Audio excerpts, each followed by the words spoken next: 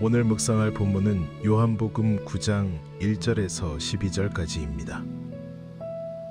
어느 시대 어느 사회든 간에 통념이라는 게 있다. 예수님 당시 유대 사회에도 많은 통념들이 있었다. 예를 들면 부자는 하나님의 특심한 사랑을 받고 있는 자라 여겼다.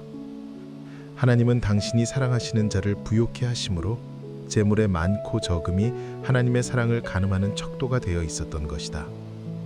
본문에 나오는 시각장애인에 대한 제자들의 질문도 당시 사회의 통념에 따른 것이었다. 모든 병이나 장애의 원인이 죄로 인한 것이라고 사람들은 생각했다. 그러니 선천적으로 시각장애를 안고 태어나 살아가는 이 사람은 과연 누구의 죄 때문에 이렇게 된 것인지 궁금했던 것이다. 주님이 보이신 반음은 이러한 사회적 통념이 성경적이지도 않고 옳지도 않음을 잘 보여준다. 예전 우리 한국 교회에도 그릇된 통념들이 덜어 있었다.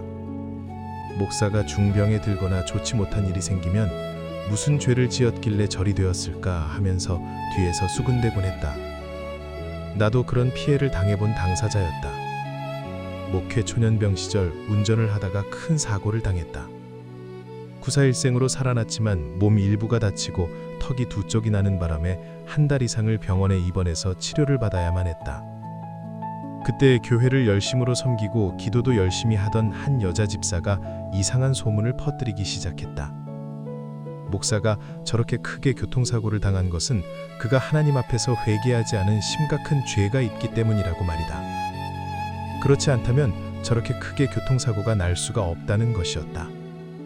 어려운 여건 속에서 힘들게 개척교계를 하는 목회자에게 하나님 앞에 똑바로 서 있지 못하니까 교회가 부흥하지 못하는 것이라고 상처를 주는 말을 함부로 하는 이들도 본 적이 있다. 그러므로 성경의 근거를 가지지 못하는 이러한 사회적 통념들이 얼마나 위험한지 모른다. 고정관념이나 선입견 같은 것들도 넓은 범주에서 보면 여기에 속한다고 할 수 있겠다. 젊은 시절에 나는 외모에 대한 선입견으로 적지 않은 피해를 보았다. 도무지 은혜로운 목회자의 외모가 아니라는 이유에서였다. 눈빛이 왜 그리 사납냐, 생긴 게 왜 그리 은혜롭지 못하냐, 피부는 왜 그리 검으냐, 말투는 왜 그리 투박하냐 등등 많은 시비를 당하곤 했다.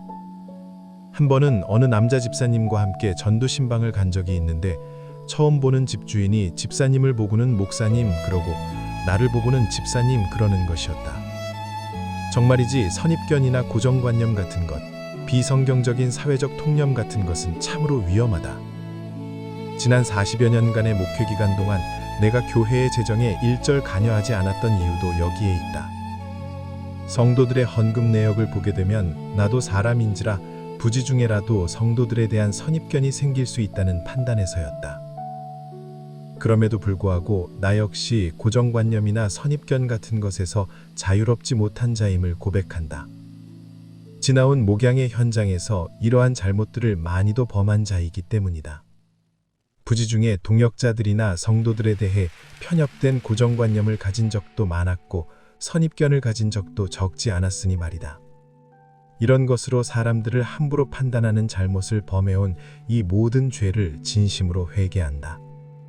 은퇴하여 살아가는 지금도 마찬가지이다. 외모나 장애, 가난, 학력, 성격 같은 것으로 인하여 타인에 대한 선입견을 가지고 얼마든지 잘못된 판단을 할 수 있는 가능성을 가진 존재임을 나는 솔직히 인정하지 않을 수가 없다. 이러한 것들에서 완전히 자유하지 못한 삶을 살고 있기에 많이 부끄럽고 주님 앞에 죄송한 마음만 가득하다. 주님은 침을 뱉어 진흙을 이겨서 그의 눈에 바르셨다. 이는 주님의 순환과 죽으심의 모습을 상징적으로 보여주시기 위함일지도 모른다. 주님이 침뱉음을 당하시고 땅의 먼지와도 같은 존재로 취급당하신 결과 우리가 나음을 입는다는 것을 보여주시기 위한 퍼포먼스일 가능성도 있다는 말이다. 정말이지 주님은 시각장애인을 논쟁의 소재로 삼지 않으셨다. 그 영혼을 사랑하셨고 그를 불쌍히 여겨 치유하여 주셨다. 영적 시각장애인이었던 나를 불쌍히 여겨 내 눈을 열어주신 분도 주님이 아니신가? 이러한 주님을 나도 온전히 닮아가기 원한다. 그래서 나도 타인을 판단의 소재로 삼기보다 사랑으로 대하고 품고 갈 수 있는 자의 걸음을 해나갈 수 있기를 소망한다. 내 삶의 현장에서 이러한 잘못된 선입견이나 고정관념으로 인한 잘못이나 실수를 범하지 않기 위한 뼈를 깎는 노력을 주님 안에서 계속하여 해나가기 원한다. 나를 긍휼히 여겨 내 눈을 열어주신 주님의 은혜를 기억하면서 말이다.